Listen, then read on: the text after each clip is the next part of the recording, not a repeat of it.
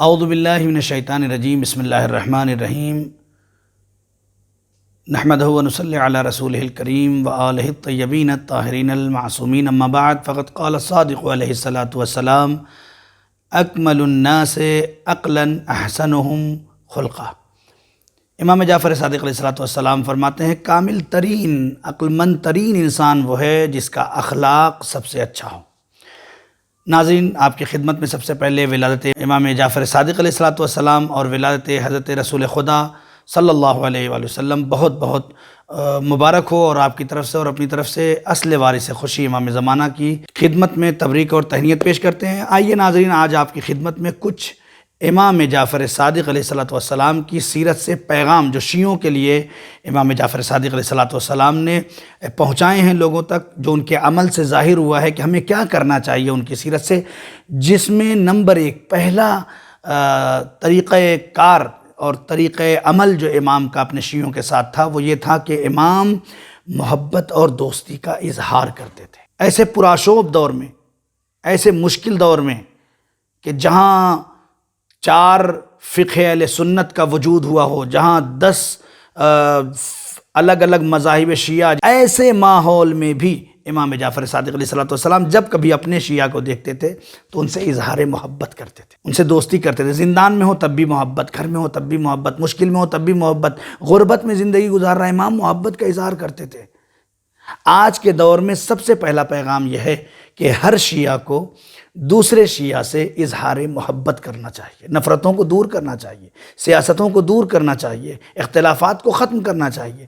ایک شیعہ دوسرے شیعہ سے محبت کا اظہار کرے، تم ہمارے بھائی ہو، تمہارے پاس بزنس نہیں ہے ہم تمہیں ساتھ دیں گے، تمہارے پاس مشکل ہے ہم تمہارے ساتھ ہیں، تم گرفتار ہو ہم تمہارے ساتھ ہیں۔ یہ عمل انسان کا امام کی سیرت پہ عمل کرنے کا جیسا ہے، یہ پہلا ہے۔ دوسرا پیغام امام کی زندگی کا جو ہے وہ اجتماعی ہے۔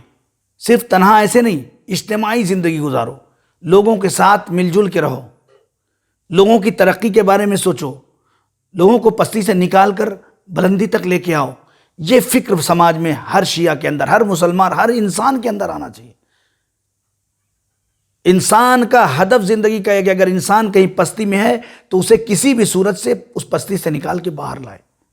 یہ امام کا، جیسے امام اپنے زمانے میں کچھ پیسے الگ سے رکھے ہوئے تھے، اس پیسے کیا ہوتا تھا، اگر کہیں اختلاف ہوتا تو اس اختلاف کو دور کرنے کے لیے امام کا الگ پیسہ معین تھا۔ تصور نہیں کر سکتے ہم، یہ پہلا مرحلہ۔ اسی طرح امام شیعوں کو پیسے دیتے تھے، جاؤ بزنس کرو، جاؤ ترقی کرو، جاؤ کام کرو۔ آپ تصور کریں، ایک سسٹم تھا امام کا، نظام تھا۔ آج ہمارے یہاں نظام اور سسٹم کی ضرورت ہے تاکہ ہم شیعت کو کسی منزل اور ترقی تک لے جا سکیں، ورنہ ہمارے سماج میں یہی ہے، ہماری بچیاں بے اسکول ہیں، اسکول تو ہے لیکن وہ اسکول جو امامت تک پہنچائے اس کی کمی ہے۔ یونیورسٹیز نہیں ہے، جوان بچیاں کہاں جا کے پڑھیں؟ اگر دوسرے اسکول میں، دوسرے کالجز میں، دوسری یونیورسٹیز میں نہیں جائیں گی تو کہاں جائیں گی؟ ہماری ذمہ داری ہے، عقل سلیم کی ذمہ داری ہے، انسان ہونے کی ذمہ داری ہے، حقیقی شیعہ ہونے کی ذمہ داری ہے کہ ہم اپنے سماج اور اجتماع کے بارے میں سوچیں، فکر کریں، غور کریں۔ یہ دوسرا پوائنٹ اور دوسرا پیغام امام کا ہے۔ تیسرا پیغام امام کا عبادت ہے۔ امام اپنے چاہنے والوں کو عبادت کی طرف ترغیب دلاتے تھے۔ امام کے زمانے میں ایک فرقہ تھا، آج کے زمانے میں بھی، ہر زمانے میں تھا، 5ویں امام کے زمانے سے سٹارٹ ہوا، آج تک بھی وہ فکریں موجود ہے، جس کا نام مرجئہ۔ لوگ آئے امام کے پاس اور آنے کے بعد کہتے ہیں امام، کچھ لوگ ہیں جو کہتے ہیں کہ خداوند عالم بس یہ چاہتا ہے کہ دل پاک ہونا چاہیے، دل صاف ہونا چاہیے، عمل کی کوئی ضرورت، نماز روزے کی کوئی ضرورت نہیں، بس دل صاف ہونا چاہیے، دل سے محبت خدا ہونا چاہیے، دل سے محبت رسول ہونا چاہیے، دل سے محبت علی اور حسین ہونا چاہیے، بس یہ اگر ہے تو ہم کامیاب ہیں، خدا میں بخش دے گا اور ہو جائے گا۔ امام نے فرمایا ملعون ملعون ملعون من قال قول بلا عمل۔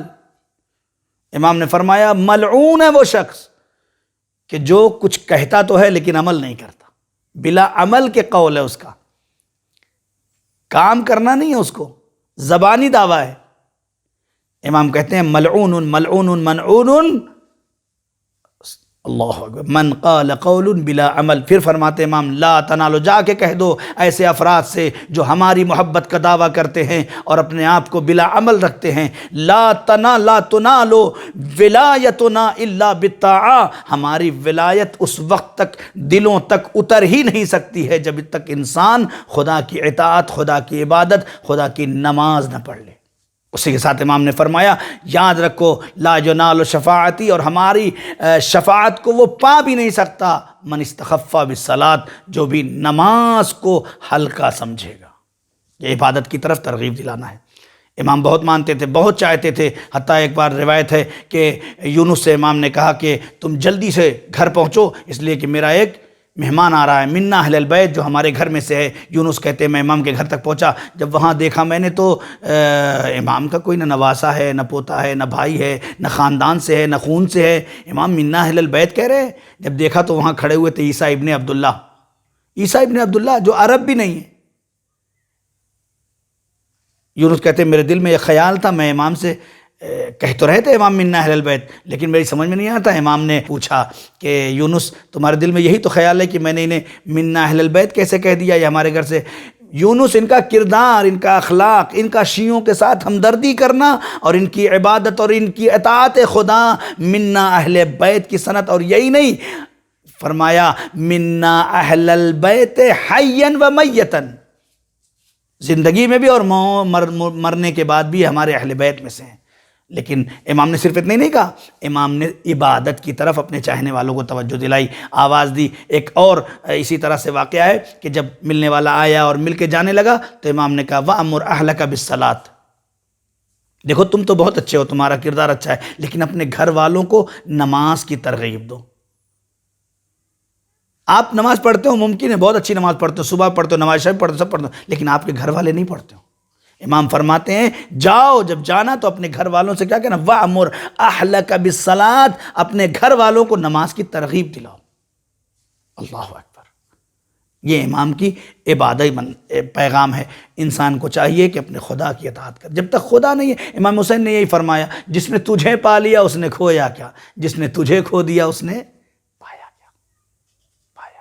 لہٰذا ہماری ذمہ داری ہے کہ امام کے اس پیغام کو اپنے وجود میں اتاریں۔ اس کے بعد جو پیغام ہے، امام فرماتے ہیں دیکھو تم شیعہ ہو، تم حقیقی انسان ہو، تم دوسروں کے مراسم میں جاؤ، تم دوسروں کے یہاں شرکت کرو، کسی کی میت ہو جائے تو اس کی میت میں شریک ہو، مسجدوں میں جاؤ، لوگوں کو اپنی طرف مائل کرو اپنے کردار اور اخلاق سے، یعنی اخلاقی مرحلہ۔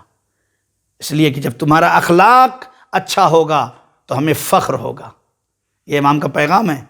اسی لیے امام نے فرمایا اکمل الناس عقلا احسنہم خلقا، عقل مند ترین انسان وہی مانا جاتا ہے جس کا اخلاق اچھا ہو۔ ناظرین اور بہت سارے پیغامات امام کے ہیں، لیکن چھوٹی سی کلپ میں یہ پیغامات جو ہمارے معاشرے میں اگر پھیلا دیے جائیں، امام کا سب سے پہلا پیغام یہ ہے کہ آپس میں دوستی اور محبت کا رشتہ قائم کرو، فساد اور اختلافات کو ختم کرو۔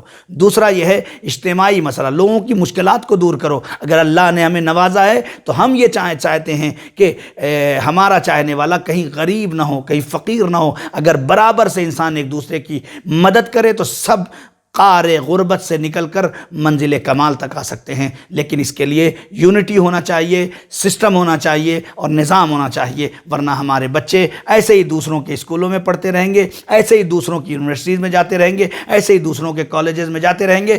ہم صرف بولتے رہ جائیں گے کہ یہ نہیں ہونا چاہیے، یہ نہیں ہونا چاہیے۔ امام کی طرح اپنے نظام کو منظم کریں، سسٹمیٹک کریں، انشاءاللہ یہ مشکل جلد از جلد ہمارے معاشرے سے دور ہو جائے گی۔ والسلام علیکم ورحمۃ اللہ وبرکاتہ۔